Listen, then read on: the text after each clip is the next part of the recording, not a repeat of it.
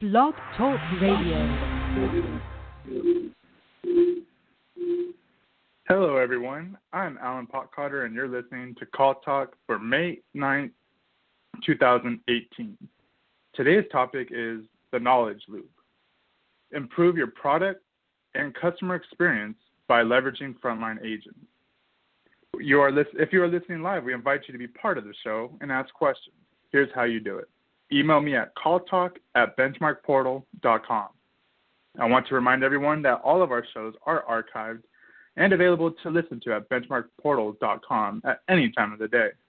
And now I would like to introduce the host of the show, Bruce Belfiore.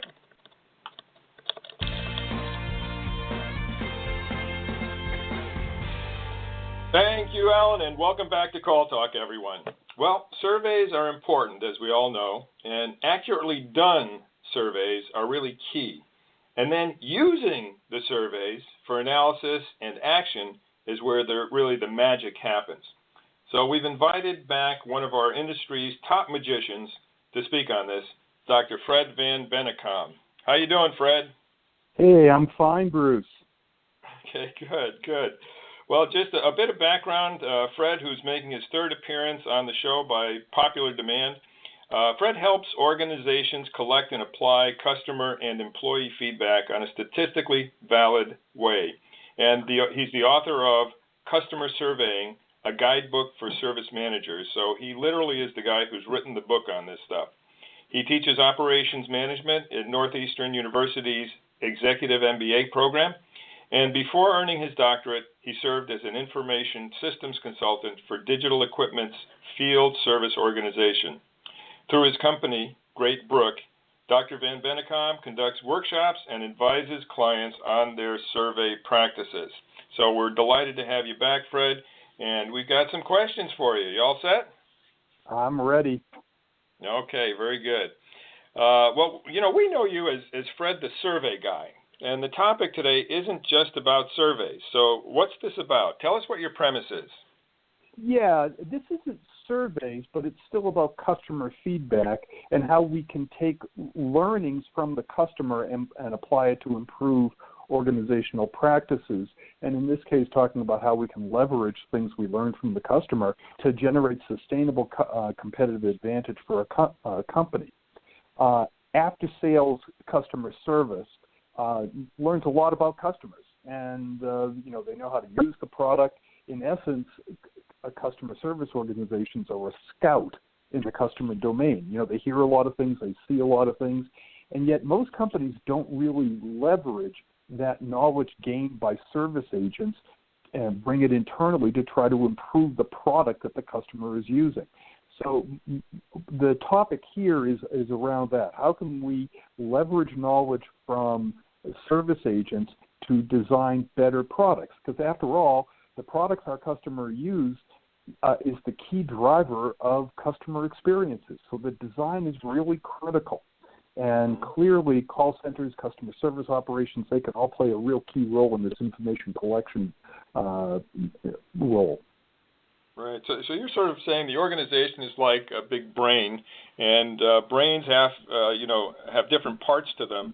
And if those parts are working together well, then we're able to not only perceive, but also to process, and also to gain inferences, and also to then come out with a decision that's better than if we don't have all those things working together, right?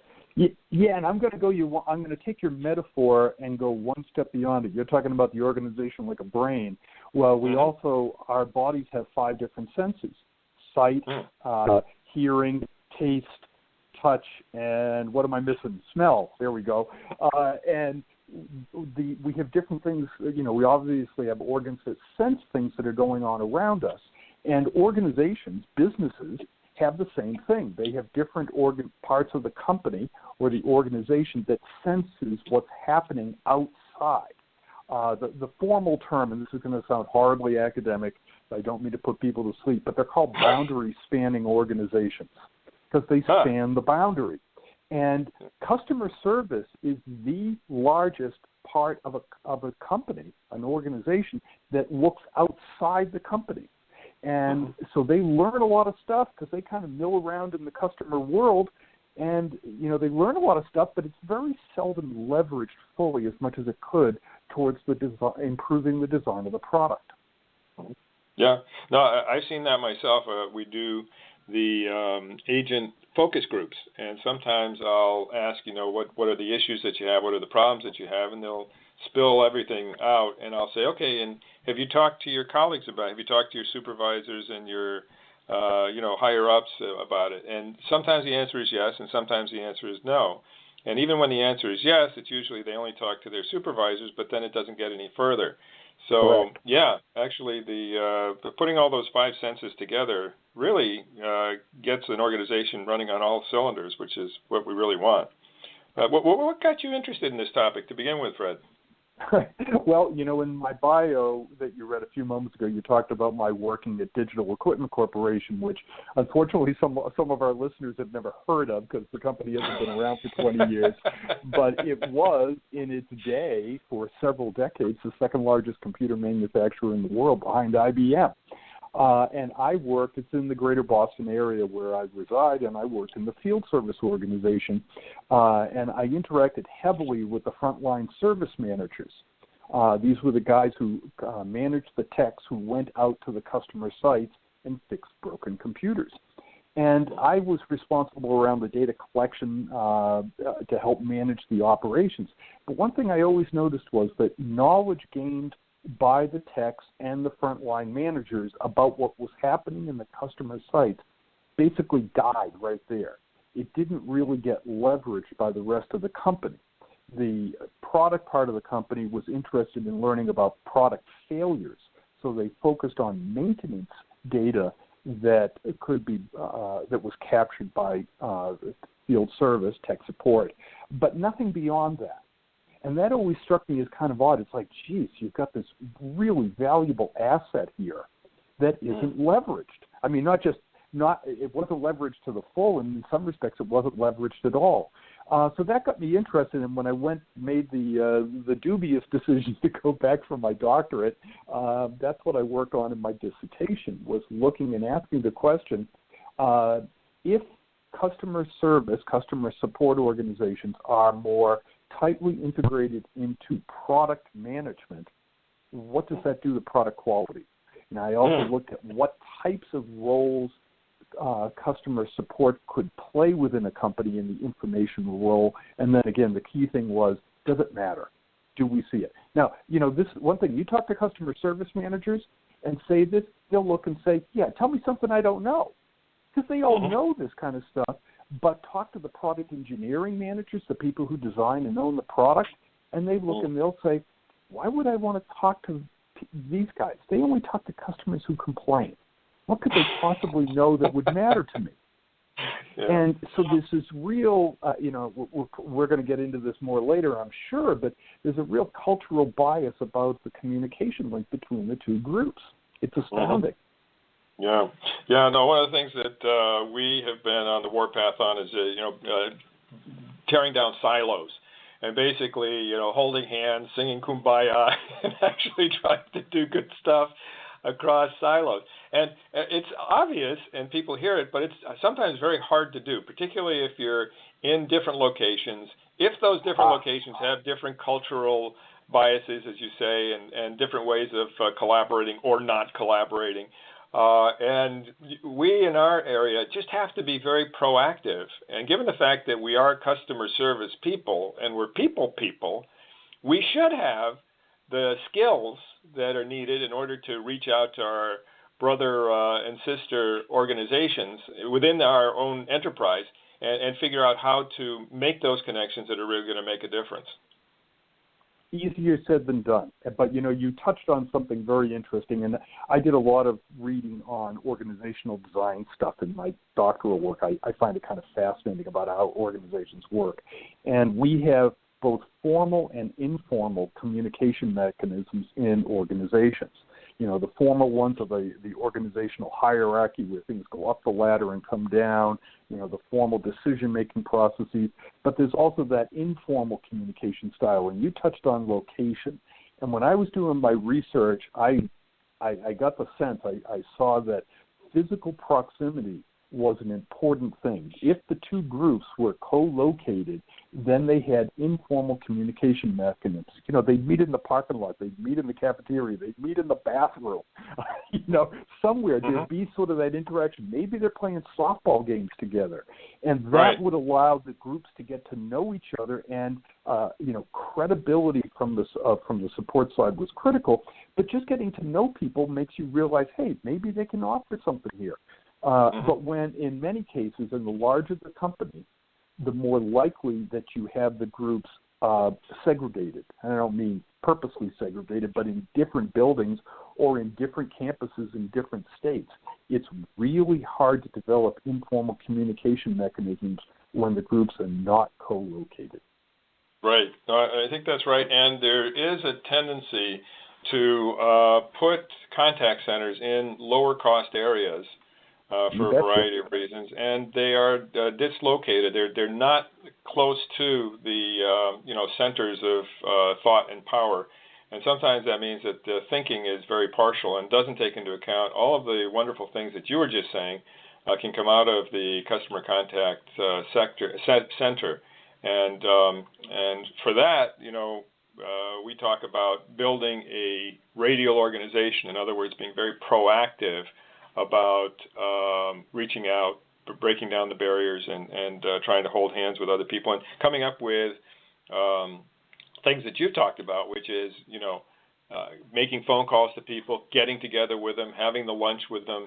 If your organization only gets together with other people in the enterprise once a year, making sure that you set up lunches, dinners, ways of communicating ahead of time. And if there are no times during the year when that happens, then setting up the Friday morning 5-minute telephone call or the half-hour phone call or whatever it takes in order to make sure that you stay in contact with people. And those synapses are, if that's the right word, with the brain and the senses and all that are all put together. And so that also means that you're not going to be taken by surprise as much. Good management is the art of trying to get to a point where you don't have bad surprises.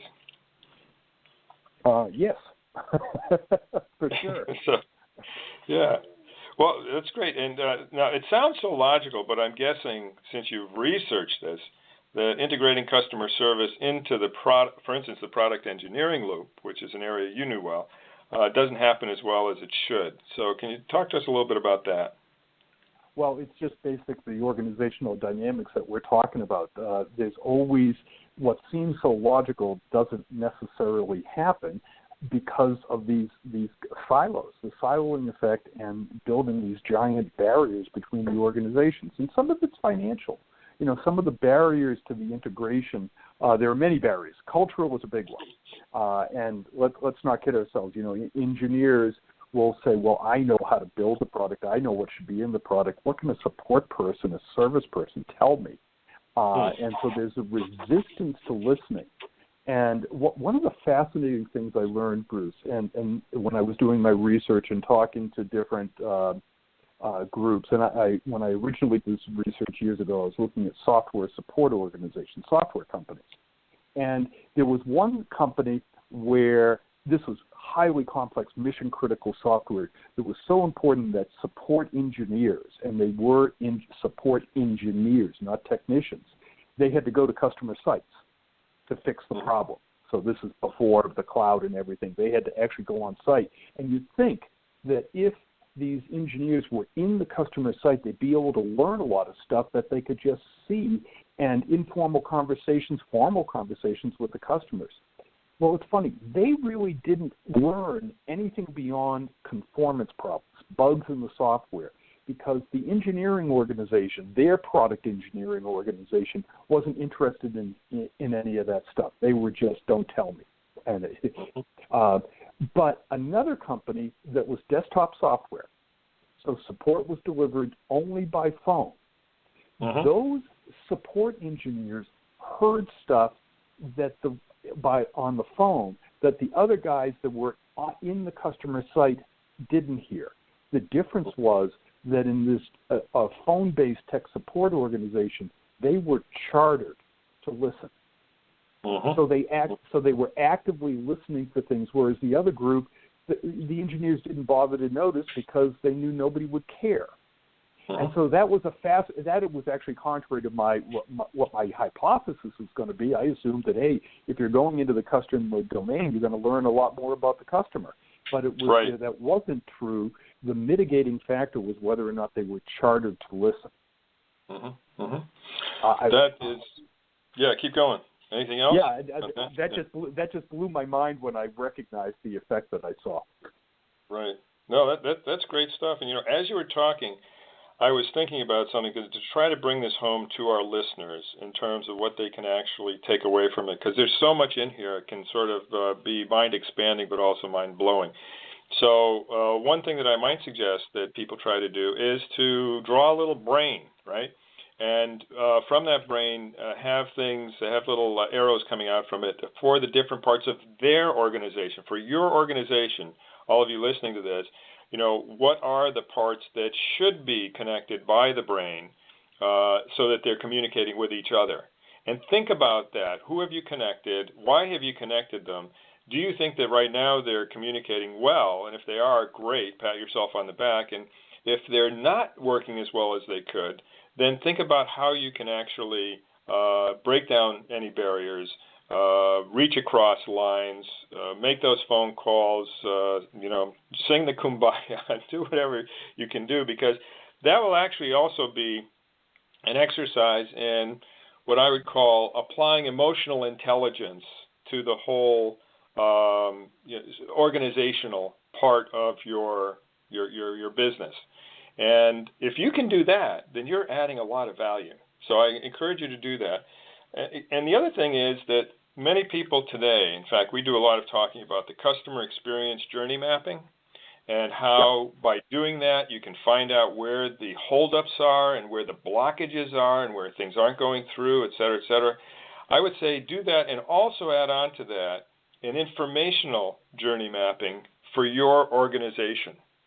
If you do that, what I was just talking about with the brain and the arrows coming out and trying to just think about how it's all working for you, and then arrange it so that it's tailored to your organization and your people, your culture, then you'll also see where the blockages are there, where the things are falling down in terms of internal information journey, and where you need to be unblocking things and opening them up.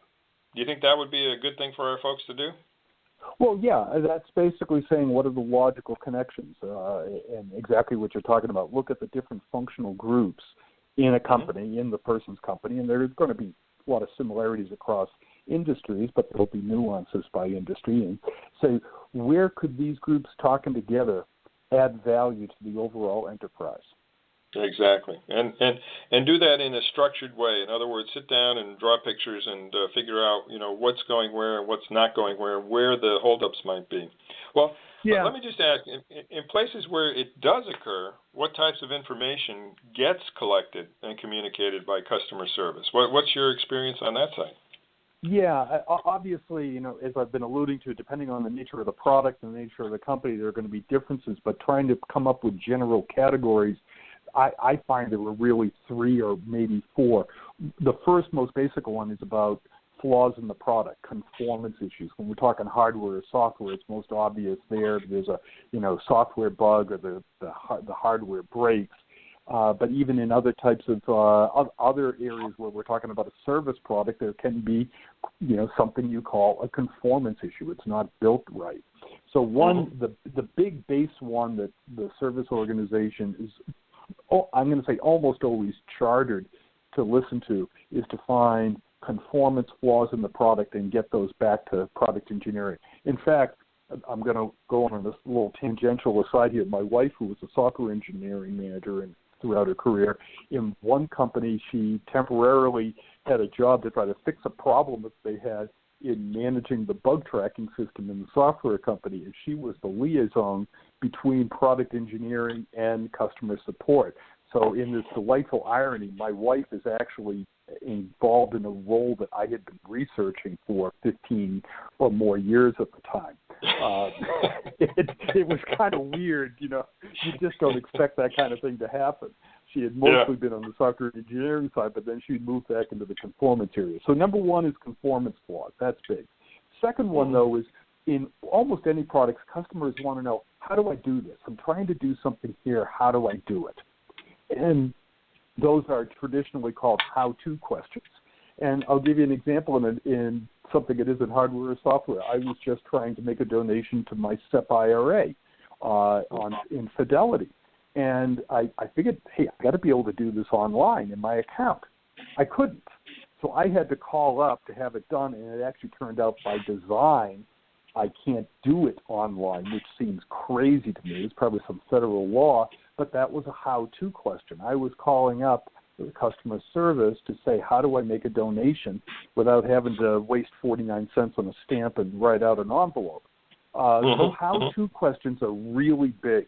If the customer can't figure out how to do it, how to hook something up on their TV, whatever it is, who do they call? They call customer support or chat or email. When I say call, I mean contact. I mean that generically. The third area are feature requests. This is where the customer may be calling up with a how-to question, and the service agent say, you're trying to do that, but the product isn't designed to do that. Tell me about the business problem that you're trying to solve. And they may not use that exact language, but the customer is trying to do something with the product for which it's not designed, and that indicates that's likely to turn into a feature request. The customer wants to do something with the product. Hey, maybe we should build this feature into the product because not only does this customer want to do it, but other people might want to do it too, and that might make the product more readily able to sell into that marketplace. So feature requests are a big area, and frankly, now you're getting into the area where there's contention because the marketing people usually design product feature sets for the next version of a product, and this idea that these upstarts from customer service are going to come in and start talking about it, that's where we really have to work on the people skills and develop a collaborative setting for that cross-functional integration so that the feature requests that support it here and will be listened to and taken the way they properly should. The fourth area that we could argue that there's information is information about the customer, him or herself, customer company or the customer as a person. And support people tend to learn things about customers that maybe even salespeople don't know, and that could be useful information for the company, especially for the salespeople going forward. So those are the four areas that support can listen to, again, if they're chartered. And so we're talking about, particularly there at the end, about product use issues primarily, correct? Yeah. Primarily, that's certainly it. And but when I talk about this, I'm talking about a product because most of the time our customer service organization is supporting product use. And that product could be tangible or intangible or could be a services area. So it's not, it sounds like, oh, this guy's talking about hardware and software. No, service products are products. And they're designed in some way, and support people have to address how customers are trying to use these service products. So, we have to, one of the real challenges, and this is where you have to synthesize, is how do I take this concept in a hardware setting and apply it into a different setting? The words change, but the general framework probably remains the same. No, that makes sense. And what are the challenges to call centers and customer service getting a voice? If we shift gears here for a second and say, okay, some of our listeners may be saying, how do I get a voice? How do I put into action the things that Fred is talking about here? Boy, this is the real challenge because this is a change management project that is perhaps one of the most difficult change management projects because it's so cross-functional. The support people can't make this happen by themselves. They have to have willing partners in the other functional groups to work with them. You can't force this stuff on product management. So how do you create the draw? How do you kind of hold this up and create a little tease effect and make you say, hey, I got stuff here you might want. How do I make this happen? So there are lots of different factors that come into play here.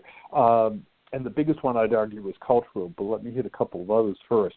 First, if senior management supports the idea, that's really, really helpful. If senior management has said, we want to focus on the customer, and who knows the customer better, or our service agents obviously know a lot about the customer, that sort of greases the skids for creating cross-functional integration. So hopefully that senior management support is there at the beginning. If not, hopefully it comes as part of the learning process when the value is demonstrated. A second big one is, frankly, is financial. We all know that customer service call centers are treated as cost centers. And the goal of any cost center is to do what you have to do at the lowest cost possible. And you were talking about that a little bit a moment ago. Where do we put them? We put them in areas that are lower cost areas to put the contact center. But you've got to have some budget for this. I mean, I've worked with service organizations where they had to kind of cut and squeeze and steal to get a quarter of an FTE or a half an FTE to do some of the basic information compiling to try to sell the value to the product engineering side. I mean, do you have people sitting around with nothing to do and take on this change management project? I doubt it. So the financial barriers really create a problem. Can we sell the bean counters that we need a half an FTE here to work some of these issues? The cultural ones, though, I think are the biggest ones, and we've talked about this a fair amount already. Product management, product engineering typically view customer service as just talking to customers who complain, and they say, why would I want complaining customers to provide the basis for the next version release of a product? So there are some real cultural barriers here, and it's simply not easy to break down. And, we talked about the idea of co-location and whatnot. Another big factor I found that helped was having cross-functional career paths. When the service people finally burned out doing customer service, where did they go after 3 to 5 years? Did they move into other jobs within the company where they could bring knowledge about the value of the customer service organization into that other group? So I like to talk about the idea of seeding the company with alumni from customer service. And there are some companies that do that amazingly well. The best one, I'm blanking on the name right now. Wouldn't you know it? I'm winging it on the side here because it's a company in my area, and I'm going to be mad as hell. It's a software company that makes high-level engineering, high-level software products for chemists and whatnot. And they have an explicit program to hire. They hire support people that are really skilled because they're talking to scientists. But the goal is to turn them out, to churn them in roughly 3 years and move them into other parts of the company. And I've never seen any company that does that quite well, but that means that the whole company not the whole company, but in any functional group, there could be 25 to 50% of the employees in marketing or product engineering that started in the company in customer support. Yeah, and that's a huge way of breaking down the barrier, eliminating the silo problem, because if they're your alums and when they leave you, you treat them like alums. You say, good luck to you. You're one of us. You started with us. You'll always be one of us. And stay in contact. Let us know when you see something that's going on that may have an impact on us. That's great. That's a fabulous point. A very, very good point. And the other one that you're talking, go ahead. And you want to hear a weird little benefit to the service organization as a result of that? You develop flexibility. So again, I said I do a lot of work with software companies, and when does the service organization, the software company, have the biggest demand? Right after the release of a product, obviously. That's when the new issues bubble up. Well, that's when you need to expand your manpower. How can you expand your manpower? Well, can you draw on these support alumni who are now working in other parts of the company? And, can you get them for a 1 month stint to come back in and answer phones? That's a tremendous benefit to companies. Sorry to interrupt you. Go ahead. We're No, a couple that's of Italians a fabulous here yakking away. part of flexibility, and we've talked about that in other call talk episodes. But I'm glad that you brought that in, Fred. And the other thing is, you were talking about the financial part before, and being able to figure out what financial impacts are can have a huge impact on your success in talking to the higher ups and the bean counters, because in many cases, people in call centers who tend to be right-brained don't think in terms of what the left-brain folks are doing and what the financial impacts are. If they do, then they'll find out that not only can they get what they want, but oftentimes they'll get people coming back and asking them if they need more, because if they can show a good ROI on investments that are made, then they'll become heroes instead of pariahs. And so that, reaching out has to also start with our own brains. We have to reach out for information, ask those extra questions that will actually allow a mathematical formula to be created that says, if I do this or I do that, and we change this way or we change that way, then our processes will become more effective, our people will become, more efficient, and we'll be able to do things better. Yeah, and, playing into that, this whole idea that for the support to get the customer service organization to get a voice into the parts of the company, the very first thing they have to do is deliver value. They can't just push their way in. They have to show something. And this could be, saying, let's take some data for a month and look at it and say, what kind of things can we now show to the product side of the company that here are problems that we have heard about that you don't know about. And we can fix these. And by the way, if we fix these things, our call volumes are going to go down, and that's going to save the company money.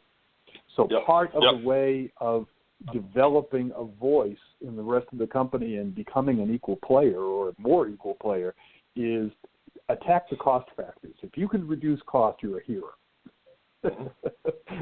Absolutely. And so much of it is about developing that credibility. Right. Okay. Well, the half hour has flown by, but I want to get one question in, so I'm going to hand it over to Alan, who has a question for you. Yes, we have one question from James. I'm in the financial services insurance sector and working on initiatives for customer service. How does this apply to me? Well, that's clearly, we talked about this a little bit, that regardless of the type of product, whether hardware, software, intangible products such as a service product like financial services or insurance services, there is still a product that has been designed in some fashion. And the service organization can still hear problems and feed them over. And I would argue this is becoming even more critical in the age of customer success. That's a new buzzword we're hearing in the last 5 years or so, where we talk about customer success being critical to keeping customers long-term, especially when we start talking about cloud computing right now. It's very easy for customers to pick up and move away, move to another vendor. So arguably, capturing feedback about problems with the product is becoming even more critical in the age of customer success-driven organizations.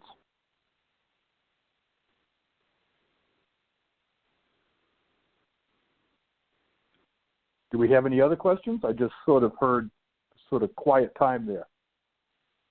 Okay. Yeah, no, I think we're at the end of our time here, unfortunately, but a great question. James, thank you very much, and great answer, Fred. And now I'll just ask you if you have any wrap-up questions or wrap-up comments, Fred, and then hand it over to Alan. But thank you very much. It's been very enlightening. I think everyone in the audience has something they can bring back and actually do something with. And so thanks for your trifecta for coming on the third time. All right. Well, we'll have to go for a quadfecta. what would 4 be? I don't know. We'll come up with something else. But this is an area I've been working in for 20 years, and more than that. A colleague and I, we did write a research report on what we call design for supportability, which arguably today we should have called it design for customer experience. And the first chapter of it is something we do make available to people on a complimentary basis, and they can request that off of my website, greatbrook.com, or we could get requests through you as well, I'm sure. Okay, very good. Thanks very much, Fred. And over to Alan then to wrap things up. Yeah, thanks again to Dr. Fred Bennekom and Bruce Belfiore for your insightful discussion on today's show. Be sure to join us next month for another great show, or look at our huge selection of archived shows and topics at BenchmarkPortal.com. Then click on Call Talk, where you'll find over 8 seasons of this show. From all of us here at Benchmark Portal, keep those headsets steady and your fingers ready. This is Alan Pockharder signing out. Have a great day.